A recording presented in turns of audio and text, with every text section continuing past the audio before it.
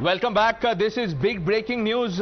Centre has defended the sedition law and its validity in the Supreme Court. The Centre has filed a detailed affidavit. Harish Nair, legal editor of Times Now, has accessed that affidavit, and this is now being broken first on Times Now.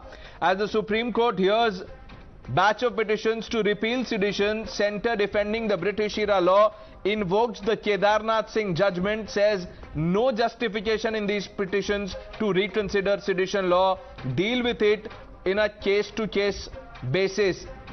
Harish Nair now joining us live for more on this. Yes, Harish, major development this one. Yes, Pranesh. Finally, the stand of the Centre on the sedition law is out.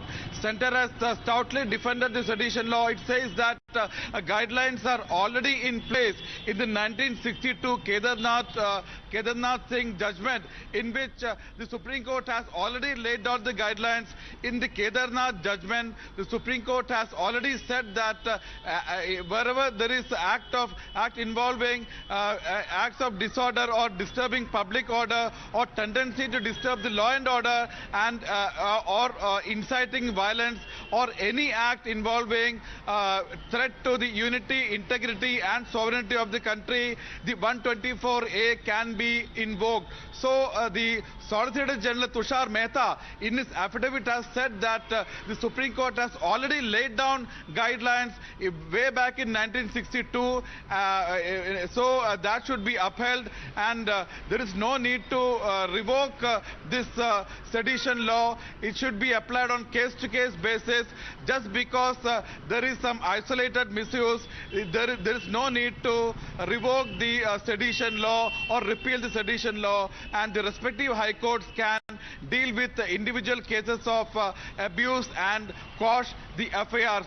This stand is very, very important because the Centre, even the Supreme Court Chief Justice had last year, July, asked the Centre whether it intended to repeal the colonial law which was used to suppress the freedom movement and to jail Mahatma Gandhi and leaders like Bal Gangadhar Tilak, and now is being widely used to suppress dissent and crack down on free speech. So the Centre's main stand is the biggest takeaways from this affidavit is that number one, Centre backs sedition law. Number two, Centre says guidelines are already in place in the Kedarnath judgment of 1962 and it need not be revisited. Number three, the present bench is a three-judge bench led by Chief Justice N.V. Ramana, but the Kedarnath judgment was by a five-judge constitution bench. So even the Kedarnath judgment is bound.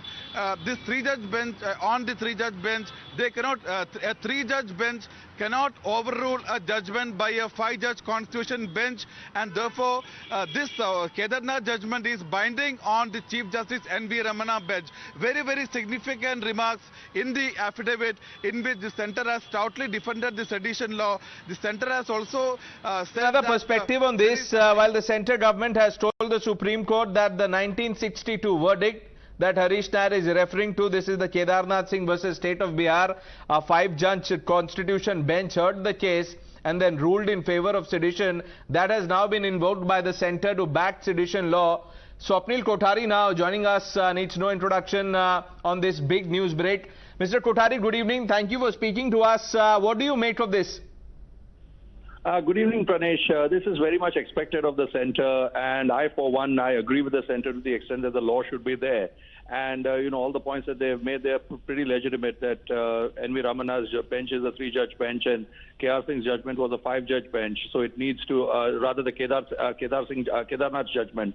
So the point is that it needs to have a larger bench. That is the first thing that will be decided when it's argued, because they will have to have a larger bench. Otherwise, there's no point in having this discussion on whether this law needs to be repealed or not. So the Supreme Court will be wise enough to know that this needs to go to a larger bench. That's the first job that will take. And the second part is that then that seven-judge bench would then have to take a call on whether or not to repeal this, because I believe that in as much as draconian and colonial that this law may be, but there are some elements in this country where this law could be applied and should be applied. In as much as the conviction rate is very low, but that's because of the over-enthusiasm of the police that has gone haywire, where they've applied left, right, and center this 124A, and you have been aware of all the incidents that have taken place with all different channels and different people and different journalists and all of those things, and even different people who are not in the journalistic sphere where sedition law has been applied. So that's the reason why the conviction rate is low. But that doesn't mean that the law should be scrapped. It should be, what my personal opinion is, that the Supreme Court should revisit this law, revisit the judgment of 1962, and at the same time tailor make it to say that not only just a violent act in pursuance to a speech or word, but there has to be something. Right, Mr. Kothari, the other aspect that I want to highlight, and I would like to go back to Harish Nair also on this, after you give us your perspective. The government is saying that individual instances of misuse is not a ground enough for this to be reconsidered. Mr. Kothari.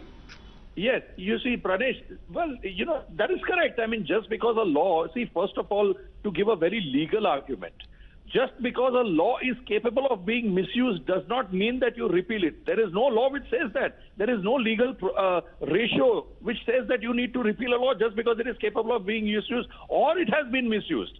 What you need is police reforms in that sense. The law by itself may be good, but the point is that the police may be misapplying it or may be doing it at the behest of the government. So what the government is stating on an affidavit is a pure theoretical dictum. Now the Supreme Court has to come forward and say that, look, but it has been misapplied, so we need to tailor it down to like a very, very narrow situation, right, where we say that this 124A should apply only in these cases, like limited to 1, 2, 3, 4, 5, that's it, and no further violence.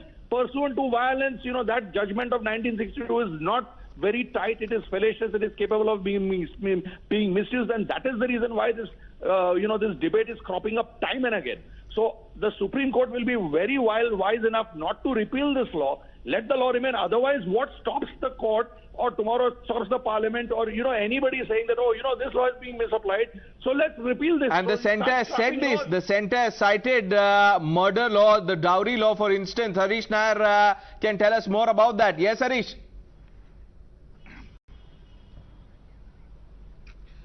Yes, Pranesh, remember even the Solicitor General, while earlier orally defending the sedition law, had said, we all know that even the murder law, that is the IPC 302, is abused. Does it mean that the murder law should be repealed? Even the dowry law is being widely misused. Does it mean that the dowry law should be repealed? So the Solicitor General, through these written submissions, is clearly saying that there is a provision for to deal with abuse of law. There is a procedure established by law in every law to deal with its misuse.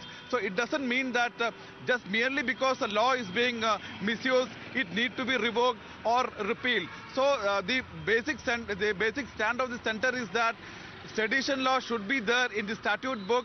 If there is any abuse of it, respective state high courts can deal with it by quashing FIRs, and the Supreme Court need not intervene at this juncture, and the Supreme Court should ideally dismiss all the petitions which have challenged the constitutional validity of sedition law merely on the ground that it is being used to stifle dissent and crack down on free speech and expression, as was prima facie even admitted and approved by the Chief Justice. Remember, even the Chief Justice had asked the centre whether it proposed to retain this colonial provision in the statute books, given the fact that there's a large number of there's a lot of misuse. And remember, Pranesh, even the Attorney General during the last date of hearing had, while appearing as a court officer and assisting the court, said that even the arrest of the Rana couple for threatening to chant Hanuman Chalisa was a misuse of the sedition law. These were very, very significant remarks. As of now, even the Attorney General says that... That's right. The highlight of the centre's affidavit is this, Harish, that the centre has said that deal with individual cases of abuse on a case-to-case basis. Thank you for getting us that super exclusive news break.